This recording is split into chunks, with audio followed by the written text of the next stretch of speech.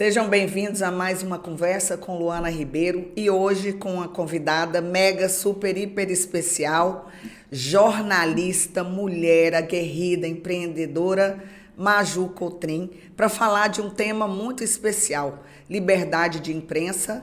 No dia 7 de junho, nós comemoramos o Dia da Liberdade de Imprensa, que assegura o direito do livre exercício de informar, do jornalismo, de comunicar. E para se apresentar, pouca gente conhece aqui no estado de Tocantins, né, bobagem? Ela, nada mais, nada menos do que Maju Cotrim. Oi, Maju, que alegria tê-la aqui no Conversa com Luana Ribeiro. Luana, muito obrigada pelo convite. Eu que estou feliz aqui. Esse projeto maravilhoso, você sempre se reinventando, sempre pensando em formas de gerar conteúdo e de estar conectado com várias pessoas, né? Parabéns pelo projeto. Você que tem o seu nome escrito na história do Tocantins, primeira mulher a ser presidente do Legislativo do Estado, a marca histórica, né? E esses legados que ninguém consegue apagar, né, Luana? E você tem vários deles, eu poderia ficar falando por horas aqui. Te parabenizar mais uma vez pelo projeto e dizer que assim, é uma alegria muito grande estar aqui. Nós, além de nos conhecermos nas relações profissionais e políticas, nós temos uma amizade muito grande, tenho orgulho de ser a sua amiga, de comer aquelas comidinhas deliciosas que só você faz na sua casa, aquele seu temperinho especial. E vejo que cada vez mais é importante que as pessoas desenvolvam projetos como esse que você está fazendo para gerar conteúdo, né? Porque o que está acontecendo hoje? Está todo mundo tão focado em copiar e colar, em ficar replicando os outros e poucas pessoas dando a cara a tapa, fazendo como você está fazendo, vindo para a linha de frente e fazer projetos como esse. Então, eu estou muito feliz de poder estar aqui hoje, como jornalista, como mulher negra, com muito orgulho, baiana, que cheguei para cá há uns 18 anos, para estudar jornalismo, bolsista do ProUni. Eu me formei com muito orgulho, trabalhei em vários veículos, milito há muitos anos aí no movimento, várias nuances de movimentos, movimento negro, movimentos de direitos humanos, e trazendo isso para a comunicação. Quando eu me formei, eu fiz disso uma bandeira de alma, né? Uma bandeira que está muito ligada à minha história, Luana. E poder hoje estar à frente da Gazeta do Cerrado, da qual eu sou sócio fundadora e também sou editora-chefe, é muito importante, olhando esse Tocantins com esse olhar social que muitas vezes não é olhado, né? Então, Maju, falar desse tema, que é a liberdade de imprensa, num tempo de desinformação ou fake news,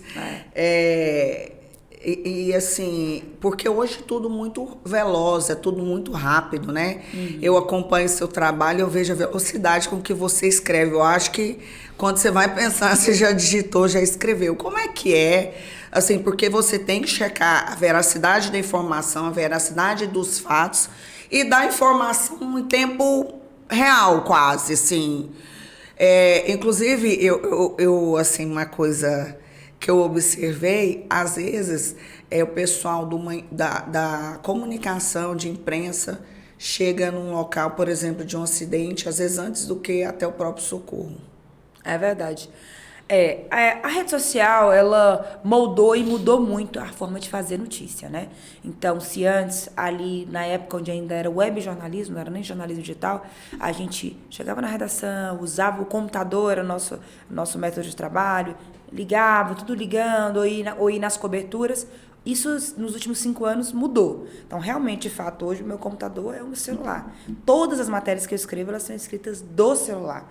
Haja punho, né? Às vezes o punho da gente dói, tem que ter cuidado. Eu estou fazendo um acompanhamento agora, inclusive com uma fisioterapeuta que está me ajudando, porque se é um evento político de muita magnitude, eu chego a fazer 8, 9 matérias, tudo escrita no punho ali, e acaba que no final do dia está com o punho doendo.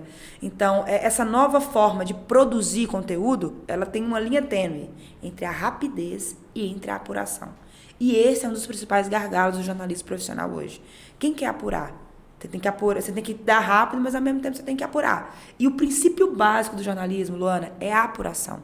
Pode mudar a forma pode mudar o celular, pode mudar o computador, mas o princípio básico do jornalismo é a apuração. Não se há jornalismo sem apuração. Eu vejo, às vezes, muitas páginas, nenhuma em específica, eu quero falar aqui, que às vezes coloca assim, bota uma foto e coloca assim, aconteceu um acidente agora em tal lugar. Aí o pessoal começa a comentar, mas teve morte? Alguém conhecido? Ou seja, isso não é notícia. Nós, como jornalistas, temos a obrigação de... Quando é o famoso lead que a gente fala, né? O que, como, onde, por quê. Se você não tem o mínimo de informação para dar, não adianta a rapidez que você quer dar. Ou você vai mal informar o seu leitor, sem dar a informação completa, ou você vai, peraí, gente, estamos apurando. O acidente foi em tal via. E você falou de uma coisa muito importante, Maju, porque a pessoa divulga a foto e às vezes a família recebe a foto sem nem saber que houve um acidente. Já aconteceu que várias isso é muito vezes. grave. Já aconteceu várias vezes, é lamentável. Famílias que ficaram sabendo de mortes de entes, às vezes por páginas, né, e nem estavam sabendo, levar aquele susto. Então, assim, o jornalismo, ele mudou a forma de fazer, a rapidez, mas não mudou o sentimento de apuração, de empatia com o outro lado. É cada vez mais sobre isso. Tem gente que acha que o jornalista está descartado. Todo mundo, aquela frase, todo mundo é jornalista, todo mundo com o celular vira o detentor da notícia. Depende. Uma coisa é você ser comunicador, outra coisa é você ter o princípio básico do jornalismo. Então, a fake news foi aí que ela se instalou. Ela se instalou nessas falhas que acontecem na hora da produção da notícia. Então, o cara faz um título sensacionalista, a pessoa nem lê a matéria, já acredita, já passa para o outro. Existe uma indústria de fake news. E ela é estruturada, ela tem um processo de fazer, Luana, muito estruturado. Às vezes o pessoal pega um link de um outro site, manda para mim e fala assim, Maju, eu não vi na Gazeta, é verdade? Ou seja, as pessoas estão cada vez mais ficando com o pé atrás de qualquer notícia que recebe. Então, olhar a fonte, saber o que você consome, escolher a sua fonte de credibilidade ainda é importante nisso. E você perguntou antes sobre a questão dessa mudança do jornalismo. Então, mudou isso. E a rede social leva com que a gente se sinta cada vez mais, Luana, mais pressionado. Somos jornalistas cada vez mais cansados. Se antes você tinha um expediente de 5 horas, 8 horas, o meu celular não para nunca. Você tem 24 horas. Aconteceu um acidente 11 da noite, a pessoa vai lá no site, quer saber, cadê a notícia? Ninguém quer saber se são 11 horas da noite. Esse modo essa rapidez da rede faz com que a gente sejamos profissionais cada vez mais cansados, com saúde mental saturada, porque há uma pressão pela notícia. E, não tem como acontecer um acidente agora, 11 da noite, amanhã eu acordo e vou apurar. O leitor quer a resposta.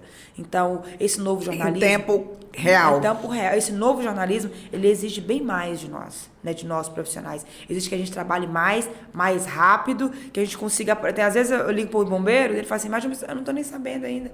Não, mas foi em tal via, foi isso aí. Não, calma, deixa eu apurar. Mas o pessoal tá me pressionando. Não é sob pressão, é sob responsabilidade, né? É sob apuração.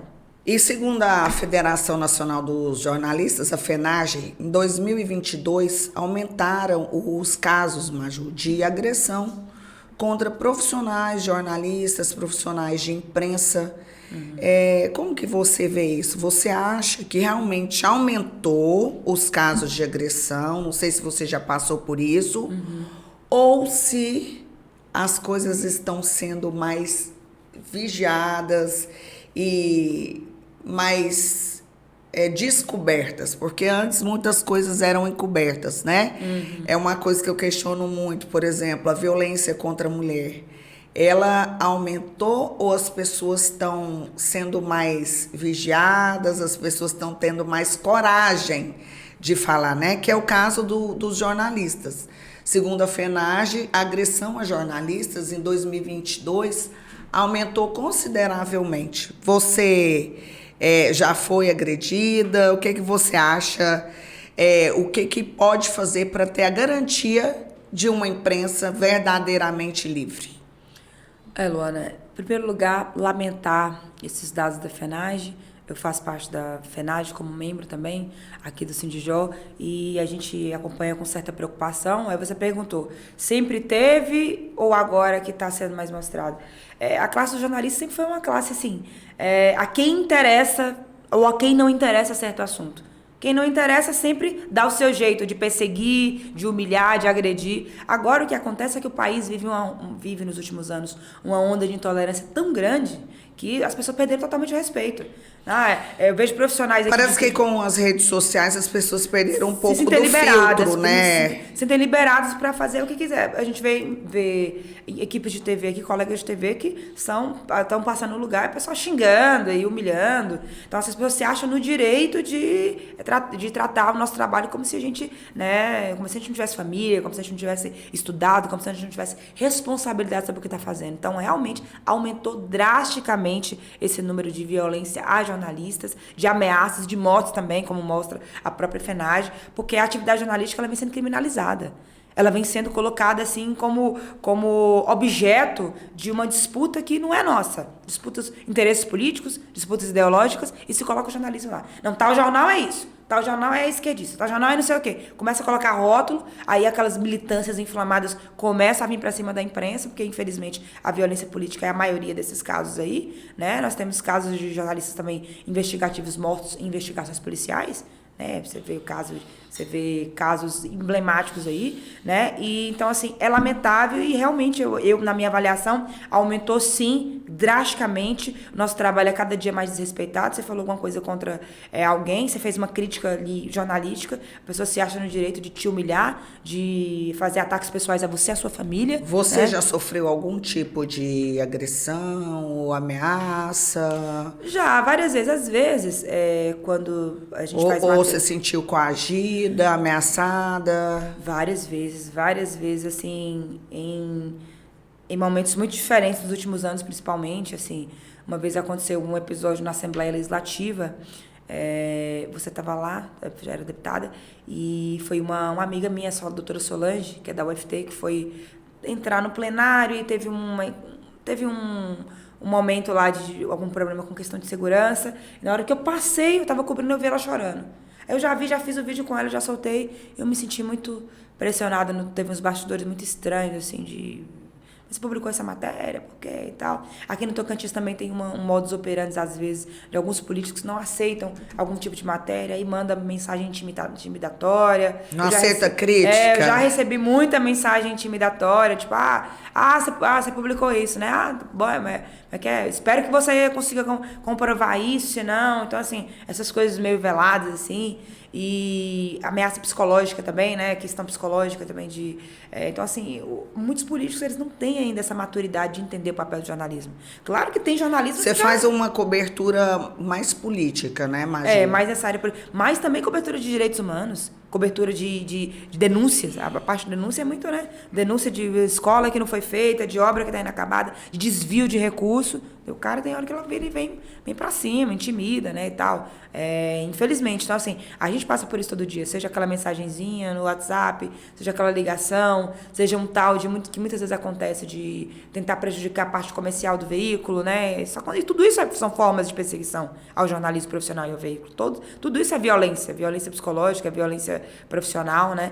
Então, é lamentável ainda ter essa falta de compreensão com o trabalho da imprensa. Claro que eu estou falando de quem pratica o jornalismo profissional, de veículos que são adeptos ao jornalismo profissional, né? Tem muitas pessoas que, às vezes, atuam com outros tipos de jornalismo, estou dizendo assim, do jornalismo profissional. Aquele que teve uma denúncia, ouve a outra parte. Aquele que, fulano está sendo acusado, dá o espaço para a defesa. Aquele que pratica todos os dias os princípios básicos do jornalismo.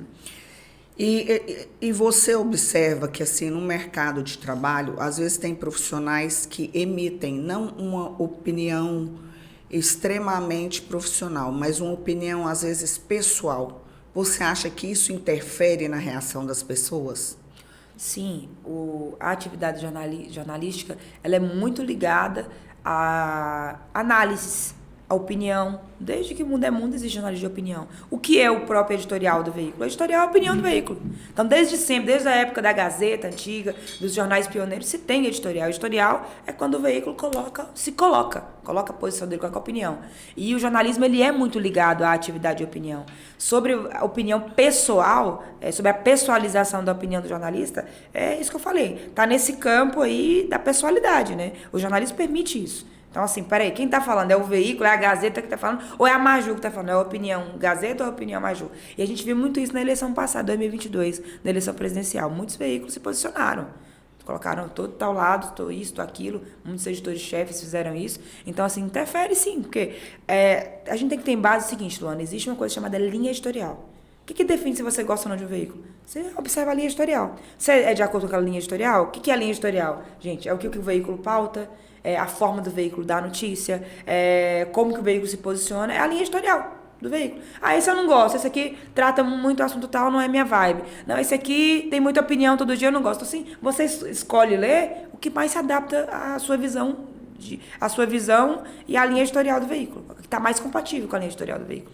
E você acha que no mercado, no Brasil, a gente pode garantir a liberdade de imprensa e a segurança dos profissionais jornalistas?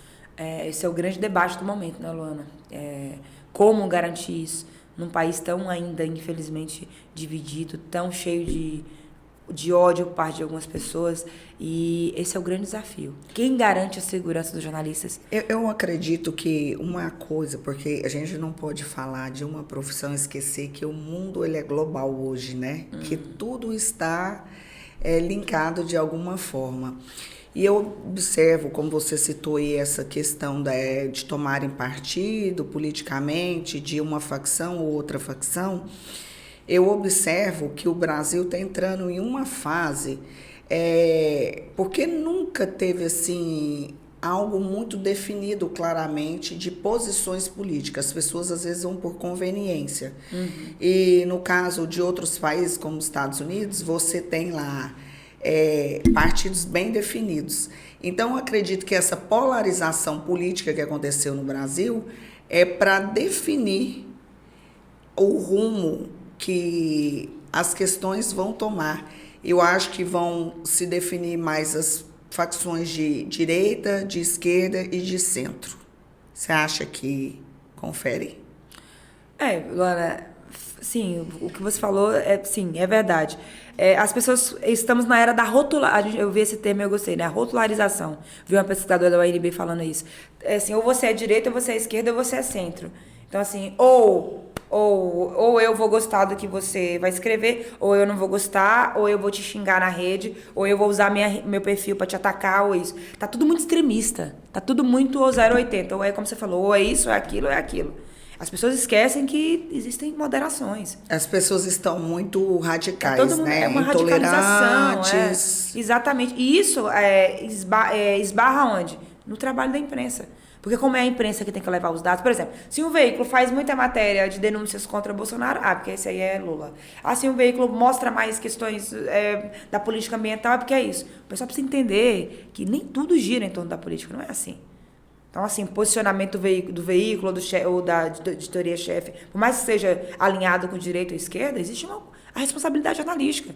Quando você recebe um conteúdo, você vê que ele está contaminado, você vê, peraí, isso aqui está estranho.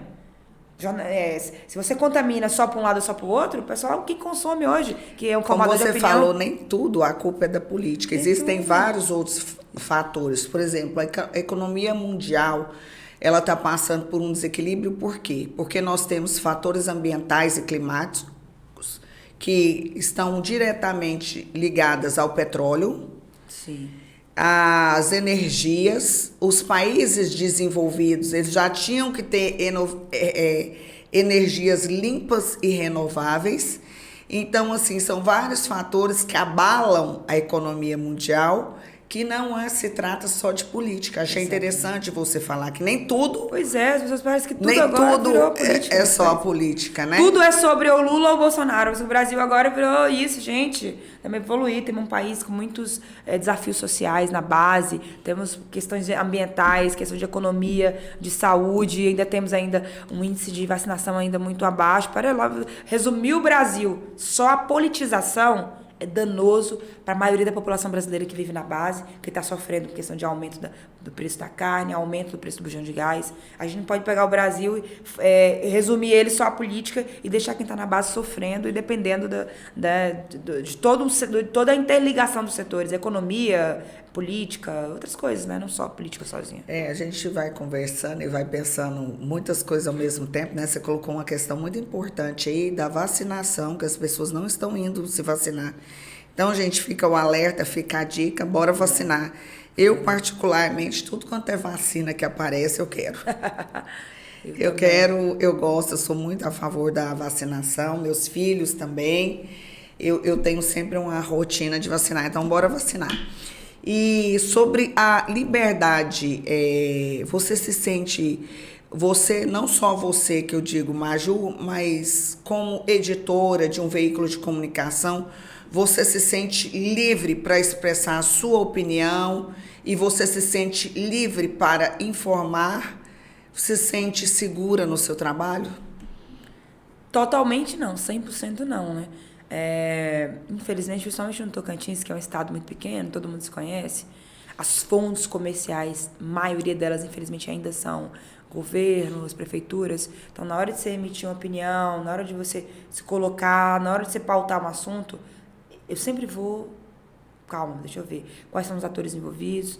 Cuidado de ouvir todo mundo, o cuidado na hora de fazer a crítica do ponto de vista construtivo, e não de destruir imagens, e não de atacar pessoas. Então, assim, essa é a minha linha editorial bem moderada. Quando é um assunto, assim, muito absurdo, como tivemos em Arraias, por exemplo, uma escola há mais de 10 anos, obra parada, os quilombolas estudando embaixo do pé de árvore, sem banheiro, não tem banheiro, né, na escola, entendeu? E são coisas, assim, absurdas, não tem como você não informar. Não tem como você não dizer assim, cara, que absurdo é esse aqui, como é que as pessoas não estão enxergando isso aqui? Ah, porque são poucos alunos na escola.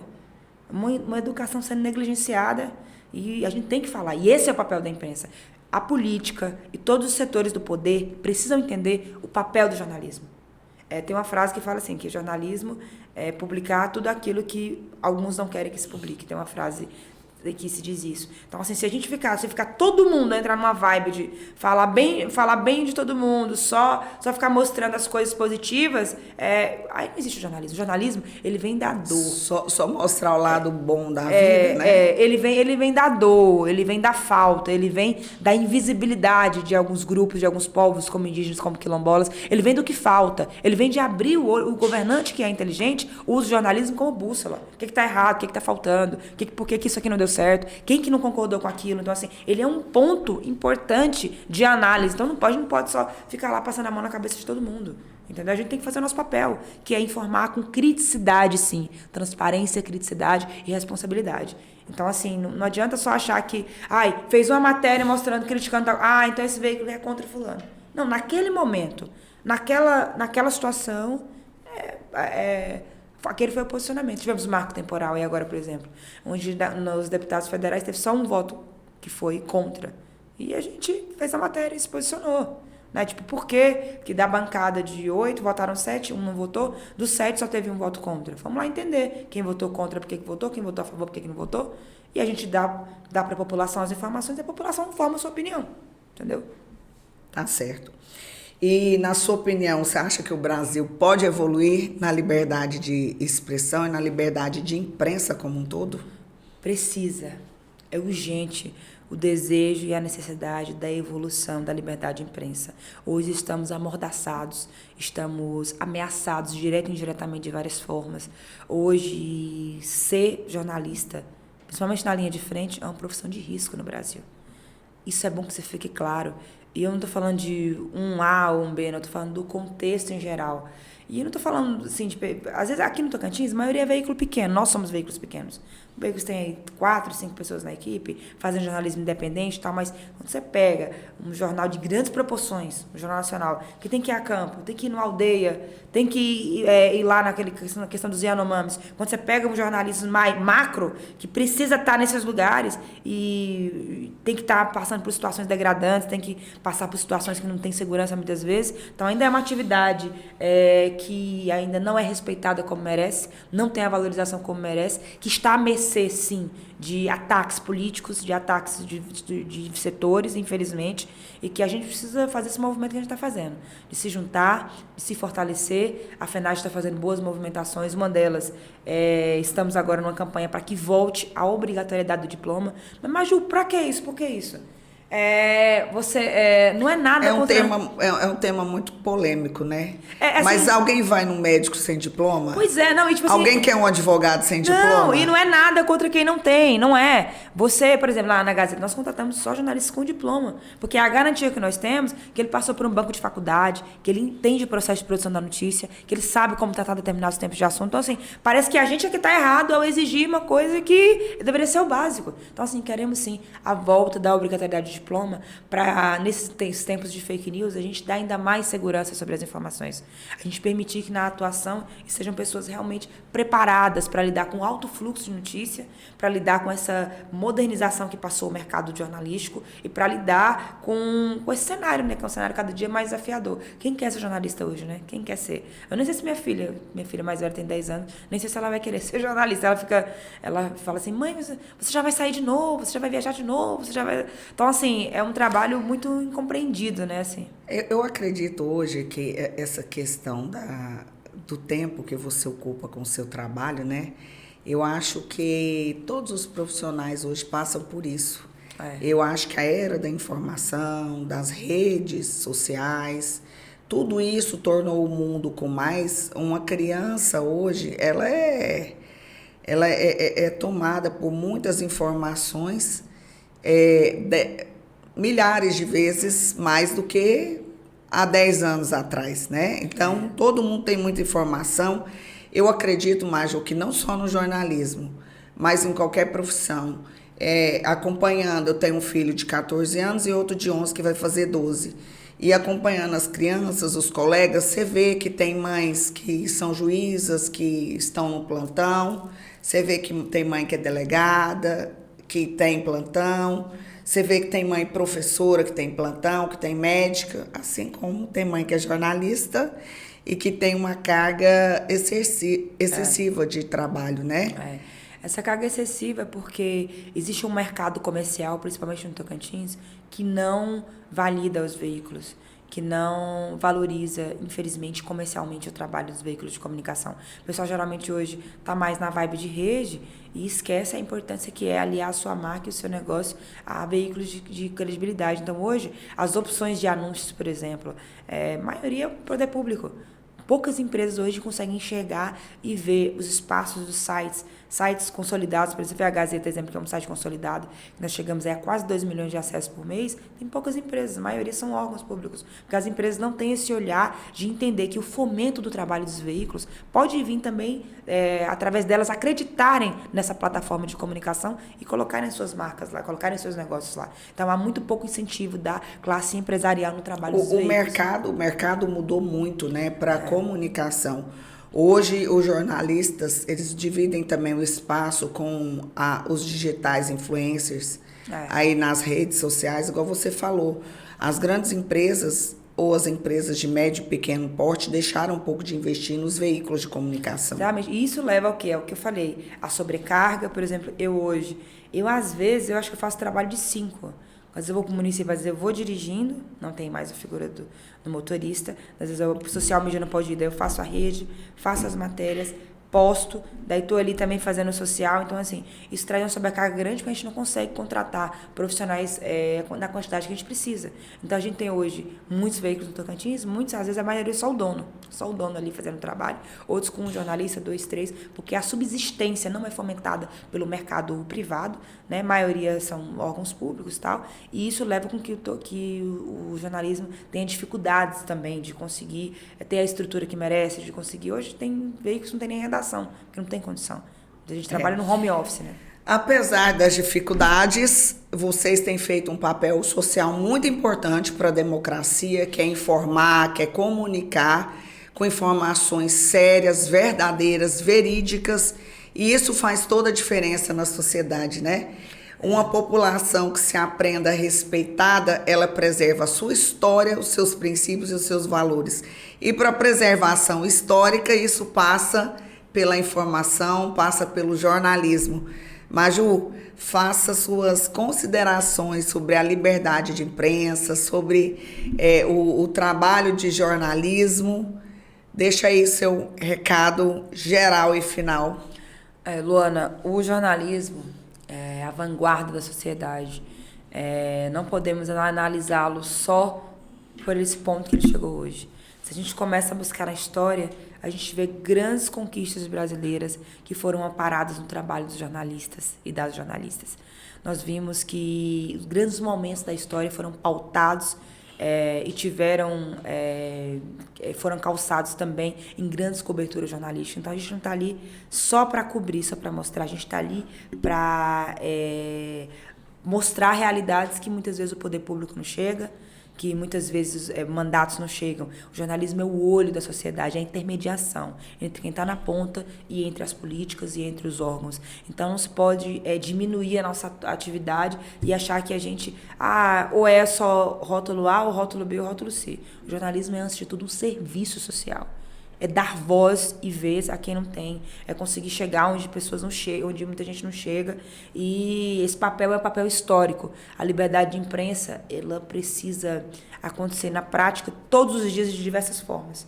Não adianta dizer, não, eu respeito o trabalho da imprensa. Mas se você não é audiência para o veículo de credibilidade, se você não, na hora de consumir a notícia, não vai lá e prestigia o trabalho de quem está na linha de frente, se você seja aplaudido ou seja criticado, se você não respeita o que está sendo dito, se você respeita o jornalista só na hora que ele está falando bem de você, então você tem que rever se você realmente é uma pessoa que preza pela liberdade de imprensa. Né? Se você não pode ser criticado de forma construtiva, um político ou lideranças normais, se você não consegue entender a atividade jornalística como algo essencial e importante para a sociedade, você tem que rever se realmente você é um adepto e se você pode dizer que você respeita ou defende a liberdade de imprensa. Estamos num momento de muito risco, temos aí o PL das fake news, temos aí uma sociedade que você é bombardeado, é uma overdose de links todo dia no WhatsApp, e se você não souber entender como você consome essa notícia, você vai ficar à mercê de notícia falsa, de ser enganado. Você vê, nós tivemos notícias falsas sobre vacina, desinformando a população. Olha que ponto chegamos. Só o jornalismo profissional, Luana, pode ser esse aliado importante da sociedade contra todo tipo de intolerância, contra a desinformação, contra as fake news. Então, prezar pela liberdade de imprensa é prezar também pela liberdade da democracia. É prezar pela liberdade do país, é prezar pela liberdade de pessoas que estão lá na base e que a única voz que tem, por vezes, é através da imprensa. Maju, sempre muito bom estar com você. E agora, como mulher, eu não posso deixar de comentar primeiro o cabelo, porque eu sou apaixonada nesse cabelo seu, né? Olha que eu nem penteei hoje. Meu cabelo é fininho demais. Eu sempre tentei dar uma cacheada, enrolar, mas já até desisti. Eu acho maravilhoso esse cabelo. Mas eu não posso deixar de comentar esse colar aí que você tá, que você fez questão de vir com esse colar lindíssimo. Gente. Então, e como jornalista também, eu tenho uma outra missão, que é ajudar a divulgar o trabalho de quem está na base desse colar aqui, gente, é da Chambiarte. São das mulheres artesãs de Xambioá. Você que está nos ouvindo, pode segui-las no Instagram, @Chambiarte. Elas têm trabalho com biojoias. Elas mandam para mim. Eu também consumo, sou consumidora também, compro para dar de presente para os outros. Olha que coisa mais linda. São joias sustentáveis. Eu também tenho Chambiarte e amo. E tava na novela, tava na Globo, são né? São sementes naturais. E elas estão expandindo o trabalho que elas fazem na cidade de Xambioá, não só no Brasil, mas aí por fronteiras, que é um trabalho lindíssimo. Sigam a Chambiarte, gente. Chambiarte, elas são mulheres fortes que representam a garra do Tocantins, que estão lá trabalhando, é uma associação muito bonita, conheci lá, tem uns 2 anos que eu fui lá, e a gente tem que preservar e valorizar o trabalho dessas mãos que fazem tantas coisas bonitas, né, e que mostram o potencial aí, artístico do Tocantins. É isso aí, tá vendo? Maju é cultura. Gente, foi muito bom estar com vocês. Mais esse podcast, Conversa com Luana Ribeiro, com essa pessoa espetacular, Maju Cotrim, que tem uma contribuição imensa na nossa sociedade, não só como comunicadora, mas também como mulher empreendedora que defende as negras, as pretas, que defende o respeito ao próximo, ao espaço das pessoas como um todo. Maju, você tem dado uma grande contribuição social para o nosso Tocantins. Obrigado, Luana. O Tocantins é um estado que, segundo o IBGE, tem mais de 70%. O seu trabalho da comunidade quilombola, Sim, seu livro. O Tocantins tem, Luana, mais de 70% da sua população parda ou preta, segundo o IBGE, mas é um estado que não se reconhece como negro. E eu estou aí há 18 anos fazendo esse trabalho de ativismo, passando por mais de 60 municípios do Tocantins, de forma gratuita, levando palestras e oficinas e fazendo esse trabalho de quebra de preconceito, de racismo, né? E quando eu falo isso, eu sou muito criticada às vezes, pessoas do poder que me seguem falam assim: não aguento mais você ficar falando de racismo. Eu falei: se você não aguenta eu falar de racismo, imagine eu, se eu aguento passar por isso tantas vezes. Imagine quem sofre o racismo a cada 5 minutos no Brasil. Será que você aguenta passar por isso? Não, é vitimismo, é mimimi. Só quem passa sabe. O racismo ele não escolhe classe social, não escolhe... Paulo Vieira, que é um dos grandes nomes do Tocantins, passa por isso. O racismo ele é perverso. Ele nos atravessa todos os dias, de várias formas, em todos os lugares. Não falar sobre isso, não reconhecer a existência dele, colaborar para que continuemos sendo um dos países mais racistas do mundo. Então, você que está nos ouvindo, mas eu sou branca, não tenho nada a ver. O racismo é sobre todos nós. Não é sobre só quem é negro. É sobre uma condição de respeito e de você fazer no seu lugar de fala aí. Não importa a sua profissão, sua cor, seu lugar, sua idade. O que você pode fazer? É corrigir uma expressão errada. É não permitir aquela piadinha que humilha as pessoas. É você ter filhos em casa, ensiná-los dentro de casa a respeitar a diversidade nas escolas. É você entender que cabelo crespo não é ruim, não é bombril, como me chamavam na minha... Meu apelido na infância era boneca do cão brincar. Me dava uma raiva. E eu falava pra minha mãe assim: mãe, eles estão me chamando disso. Menina, minha própria mãe. Por quê? Porque ela já vinha de uma geração que também minimizava o racismo. Então não podemos mais aceitar que pessoas percam a vida, sejam violentadas e que estejam... Maju, não se trata só sobre o racismo, mas se trata também sobre o preconceito de várias formas. O machismo é um tipo de preconceito, é um tipo de ignorar que as mulheres têm os seus direitos. Então, assim, não se trata só do racismo, mas se trata de qualquer forma de preconceito. Nós temos que respeitar o próximo, nos amar e dar espaço e direito a todas as pessoas. Porque, no fim das contas, nós somos feitos da mesma matéria e o nosso fim é o mesmo. Aquelas primeiras aulas. Nascemos, desenvolvemos, crescemos e morremos.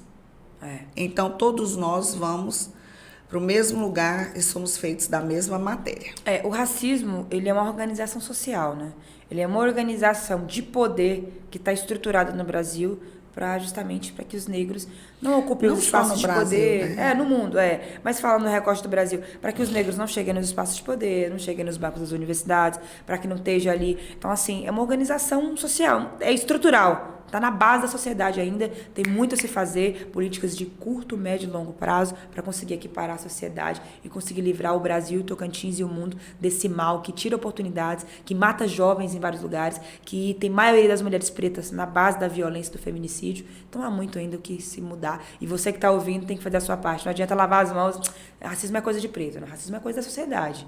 Se você não tiver consciência, não respeitar o próximo, não ensinar seu filho dentro de casa, se você não entender que você faz parte desse processo, aí a gente não vai evoluir mesmo. Vamos ficar só nós aqui gritando e falando, vão vir gerações, gerações e gerações, e a gente não vai mudar esse quadro.